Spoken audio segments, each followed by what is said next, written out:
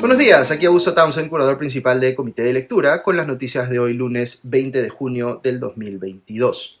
Espero hayan pasado un buen fin de semana y que hayan tenido un bonito Día del Padre y que además hayan podido sintonizar anoche Comité de Domingo, nuestro programa dominical que se transmite vía YouTube y otras plataformas. Estuvo muy interesante, por ejemplo, el segmento en el que Ale Costa conversó con Carla Gamberini de Más Educación sobre las implicancias de este proyecto de ley que el gobierno prefirió no observar y que permite la intervención de los padres de familia en los textos escolares. Si quieren ver el programa, lo encuentran en nuestra cuenta en YouTube.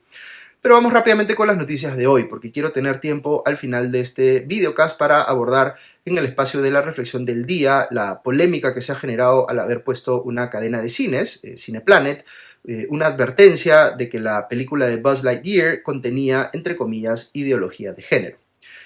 Empecemos con los temas políticos. Anoche los programas dominicales mostraron varias denuncias, una de ellas difundida en Cuarto Poder, apunta que el presidente Castillo habría estado trabajando con el líder de las rondas campesinas, Sergio Muñoz Sánchez, como si este fuera una suerte de asesor no oficial de la presidencia. Claro, cualquier persona puede tener un vínculo, cierta cercanía con un presidente en funciones y sentirse en la libertad de hacerle recomendaciones, pero esto no se ve como algo espontáneo, sino que Castillo tenía una comunicación fluida con Muñoz y discutía con este incluso decisiones sobre qué personas designar en puestos claves del Estado.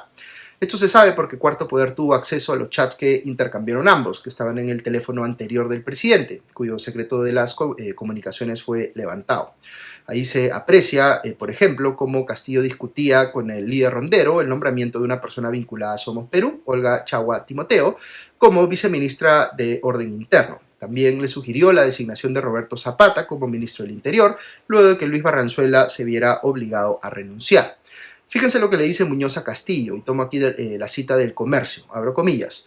Ponlo a Roberto Zapata. Zapata es coronel en retiro. Maestro, que renuncie Gallardo y lo haces ministro, y si tanto te molestan, lo pones a Olga y los ronderos te protegemos y chao derecha. Cierro comillas.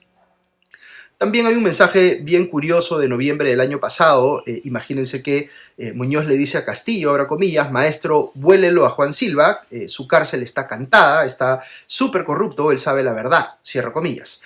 Hay más información en el reportaje sobre otros nombramientos que se hicieron a sugerencia de Muñoz, pero aquí hay un par de cosas importantes a considerar. Primero, que Muñoz ya en noviembre del año pasado estaba conversando con Castillo sobre la corrupción del exministro de Transporte Juan Silva. Habrá que pedirle a Muñoz que explique a qué se refirió con ese comentario. Pero en cualquier caso parece evidenciar esto, naturalmente, que Castillo, aun si uno creyese que no hubiese estado metido personalmente en la corrupción, recibía pues recomendaciones de gente de su propio entorno para que sacara a Silva, para que no le salte a él la corrupción, para que no le salpique, utilizando sus propias palabras. Y segundo, que en un país con los problemas de inseguridad ciudadana que tiene el Perú, es bien importante entender qué cuota de poder se le está dando a los ronderos para que determinen, digamos, los nombramientos o la política pública en esta materia. Si Pedro Castillo cree que Sergio Muñoz tiene cosas importantes que decir en estos asuntos, pues que reciba su consejo de manera transparente y que le dé un cargo público en todo caso. Pedirle eso, sabemos, puede ser vano, ya que Castillo es de manejar las cosas con extrema opacidad y secretismo. Ni siquiera puede dar una entrevista a un medio independiente para que le pregunten al respecto. En el plano legal, cabe mencionar que un nuevo recurso presentado por la defensa de Pedro Castillo ha sido rechazado. Su abogado, Eduardo Pachas, distinto al abogado que ve otras causas, que es Benji Espinosa, pero en este caso Pachas, presentó un habeas corpus para archivar la denuncia por traición a la patria que se le interpuso a Castillo en la subcomisión de acusaciones constitucionales, por decir que le iba a dar acceso al mar a Bolivia. Pero ese recurso fue declarado improcedente. Como sabemos, además, Castillo fue a la Fiscalía el viernes pasado para responder preguntas en el marco de la investigación que se le sigue por el caso Tarata. Lo que se ha conocido extraoficialmente es que el presidente fue muy escueto en sus respuestas, negó haber recibido dinero de sobornos y dijo no conocer a Samir Villaverde. Señaló que había ido para, entre comillas, dar la cara. De hecho, fue caminando desde Palacio, pero rodeado de un contingente policial bastante aparatoso. Nadie se le pudo acercar, pero sí se escuchó a varios en la calle gritar cuestionamientos mientras lo veían pasar. Por otro lado, el abogado de Karelyn López, César Nakazaki, se pronunció sobre la imputación hecha por Samir Villaverde en el sentido de que López le había entregado dinero en efectivo al presidente Castillo, en montos mayores a los 100.000 soles.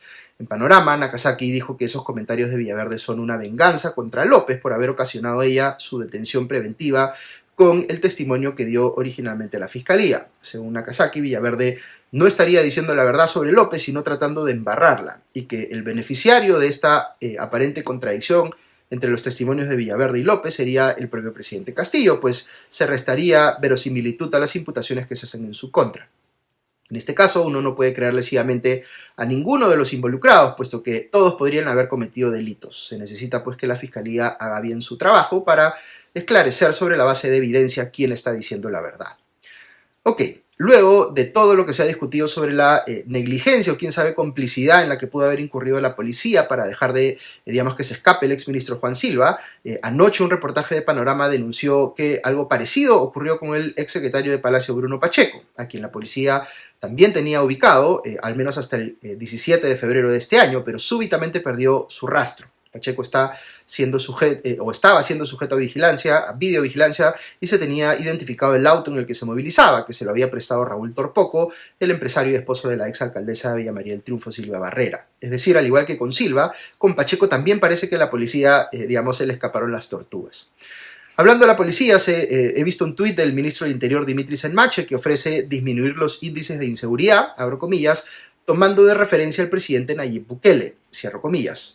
De verdad, debo decir que me sorprende la cantidad de personas en el Perú de distintos espacios del espectro ideológico que reivindican al presidente salvadoreño Bukele como referente en distintas materias, sin considerar pues las evidentes violaciones a los derechos humanos que está cometiendo su gobierno en El Salvador y el hecho de que se comporta como un aspirante a dictador, interrumpiendo incluso el trabajo en el Congreso de su país con las Fuerzas Armadas.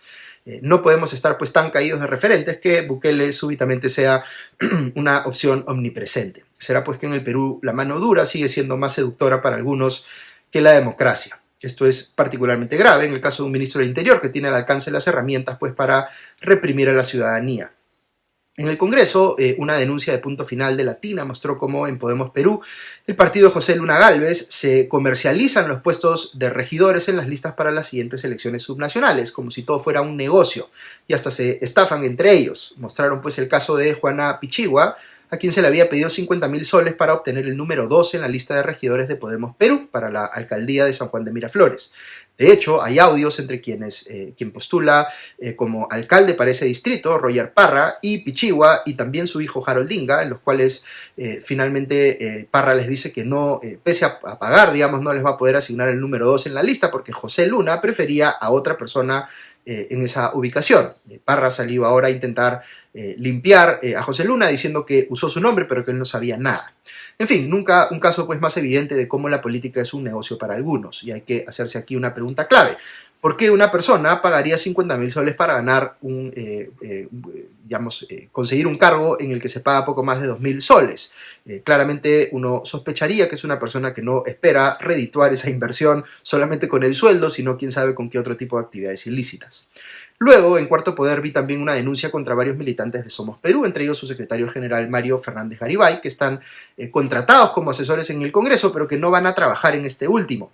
¿Qué es lo que ocurre aquí? Pues no creo que sea el único caso, sino que es hasta cierto punto una costumbre difundida en el Congreso que los parlamentarios que salen elegidos le dan cargos de asesores a otros integrantes de su partido que no pudieron ser reelegidos o que tienen una expectativa de conseguir un sueldo, aprovechando pues esa pequeña cuota de poder que les da el tener una bancada. Esto no tendría nada de malo si de verdad trabajaran, pero como muestra el reportaje de Cuarto Poder, todo parece ser una fachada, están contratados como asesores, pero no trabajan como tales, solo reciben el sueldo. Esto está mal. Si no van a hacer el trabajo, entonces no tendría por qué el Congreso estar pagándoles un sueldo. Ok, rápidamente en el bloque internacional les voy a hablar sobre lo que pasó ayer en Colombia en la segunda vuelta presidencial. La contienda estuvo reñida, pero no resultó tan pegada como ocurrió aquí entre Pedro Castillo y Keiko Fujimori. El candidato de izquierda, Gustavo Petro, se impuso sobre el candidato de derecha, Roberto Hernández, por casi 50,5 puntos frente a 47 puntos y algo más al 97% de los votos escrutados. Recordemos que en Colombia el voto es voluntario, no es obligatorio. Desde mi óptica, ambos candidatos representaban posiciones extremas, solo que a lados distintos del espectro ideológico. Ciertamente debe haber sido una elección trágica para muchos votantes colombianos moderados que, digamos, aunque había gente también impulsando indudablemente y con mucha firmeza ambas candidaturas que pasaron a segunda vuelta, evidenciando cómo se ha venido polarizando pues, el escenario político en varios países de la región, el Perú incluido, y cómo el centro ha terminado saliendo de carrera. Quienes están a la izquierda en Colombia celebran al que será oficialmente el primer presidente de ese perfil político en la historia de ese país y también a la primera vicepresidenta afrocolombiana. Petro, dicho sea paso, no es un outsider, ha sido alcalde de Bogotá entre el 2012 y el 2015 y también ha sido senador. En los 80 fue militante del grupo guerrillero M19. Esta es su tercera campaña presidencial y la primera exitosa, como les decía.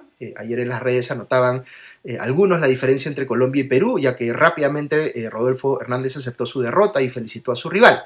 Pero lo cierto es que quien hablaba antes de la segunda vuelta de un supuesto fraude en su contra era justamente Petro, no Hernández.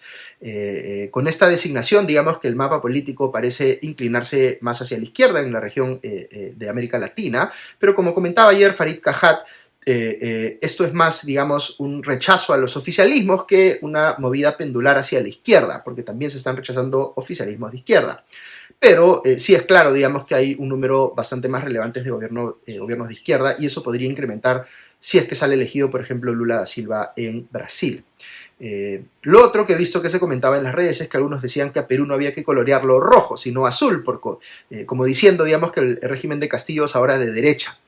Digamos que yo puedo entender que con los cuestionamientos que ahora pesan sobre el gobierno de Castillo, la izquierda peruana, con la excepción serronista, por supuesto, pero quién sabe por cuánto tiempo, quiere ahora desmarcarse del gobierno de Castillo, pero de ahí a decir que ahora es un gobierno de derecha, hay pues un salto lógico bien grande. Porque claro, cuando un gobierno se vuelve mercantilista o cuando recién algunas personas se dan cuenta de que siempre lo fue, para la izquierda resulta más fácil equiparar mercantilismo con derecha. Y es verdad que en el Perú hay un mercantilismo de derecha muy fuerte. Pero si algo nos ha demostrado este gobierno es que también hay un mercantilismo de izquierda muy fuerte en el país. Y en lugar de estar haciéndose los locos, de ambos lados tendrían que estar o ser hidalgos, digamos, en reconocer que el problema lo tienen dentro. Ambos. Ok, hasta aquí las noticias de hoy, pero si quieren escuchar unos minutos más, quisiera compartir en el espacio de la reflexión del día unos comentarios sobre la discusión que se ha generado en torno a esta llamada, digamos, esta advertencia que se hizo en una cadena de cines respecto de una película que supuestamente mostraba imágenes vinculadas a ideología de género. Hay muchas cosas que discutir sobre esto, pero yo empezaría preguntándome si existe algo a lo que se le pueda llamar ideología de género. Un lado del debate dice que no, que se usa la palabra ideología para despreciar lo que en realidad es una defensa de la igualdad de género. El otro lado del debate declara no estar de acuerdo con esa posición y le llama ideología para transmitir que hay detrás de ella pues una intención política de cambiar la forma como opera la sociedad o los valores que la inspiran. ¿Quién tiene la razón? Lo que voy a decir aquí puede no ser del agrado de ninguno de los dos lados del debate, pero es obvio para mí que esta es una discusión ideológica. Y no digo esto como si fuese algo malo. Imaginemos que uno es un observador completamente externo, que no tiene ningún sesgo ni a favor ni en contra de ninguna de estas posiciones, y se topa con este debate. ¿Qué pensaría que está pasando? Pues que está habiendo precisamente una confrontación de posiciones ideológicas. Por un lado, una ideología liberal progresista que busca que se reconozca como parte de la normalidad, que existan relaciones afectivas diversas que no se limitan al patrón hombre-mujer basado más en la variable de sexo. Y por otro lado, una ideología conservadora de inspiración principalmente religiosa que considera la heterosexualidad como el único patrón posible para que una sociedad reconozca y le dé validez legal a las uniones afectivas. Fíjense que hasta aquí no he dicho que un lado tiene la razón y el otro no, simplemente he dicho que ambos lados están defendiendo posiciones ideológicas. Eso, repito, no tiene nada de extraño. Lo que pasa es que en el uso coloquial de este término, la palabra ideología tiene pues una connotación negativa muy fuerte, que yo pienso que no debería tener. Se entiende por ideología una suerte de contrabando intelectual, el que alguien quiera o esté tratando de engañar a las personas haciéndoles creer algo perjudicial para ellas mismas sin que se den cuenta. Pero en toda discusión política hay pues siempre un intento de proselitismo en alguna medida, una intención de convencer al otro de la posición que uno está defendiendo. Entonces el problema aquí no es que un lado sea ideológico y el otro no, porque es obvio, al menos desde mi óptica, que ambos lo son, que ambos están tratando de generar convencimiento de que su posición es la correcta. Recordemos que ideología no es más que el conjunto de ideas, creencias y valores que comparte un grupo de personas. todos servimos de una u otra forma a nuestras propias ideologías cuando participamos en un debate. Ok, entonces, el problema no puede estar en que un lado sea, entre comillas, ideológico y el otro no, porque ambos lo son. Uno puede, por supuesto, estar más cercano a un lado del debate que al otro, y ahí entran a tallar, indudablemente, sus apreciaciones individuales y subjetivas. Pero esta no es una discusión pública cualquiera, sino que tiene una relevancia política importante porque las conclusiones a las que llega cada lado del debate suponen cosas distintas en lo que respecta al reconocimiento de derechos para las personas en la sociedad. Entonces, esta no es una de esas discusiones en las que uno pueda decir, mira, pongámonos de acuerdo en estar en desacuerdo.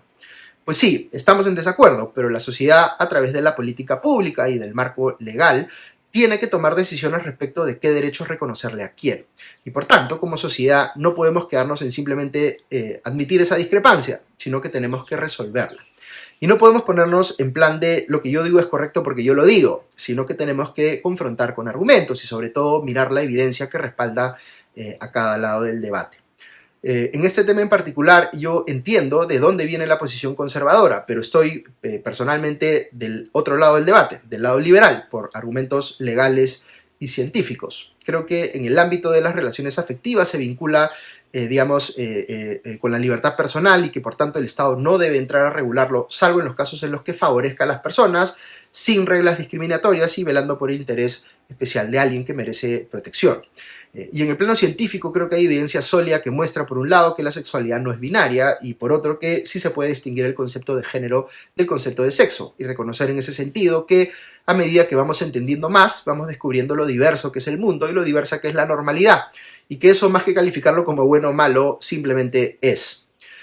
Volvamos entonces al caso de la advertencia en el cine. ¿Qué propósito servía esa advertencia al decir que la película contenía, entre comillas, ideología de género? Pues para algunos el propósito podría haber sido informar a los padres que al verla sus hijos podrían ser expuestos a ideas con las cuales ellos podrían no estar de acuerdo y que podrían querer darles pues ciertas explicaciones. Algo parecido al rol que cumplen, digamos, los octógonos que se ponen en los alimentos, que te alertan sobre el consumo de algo que en cierta medida es nocivo para ti.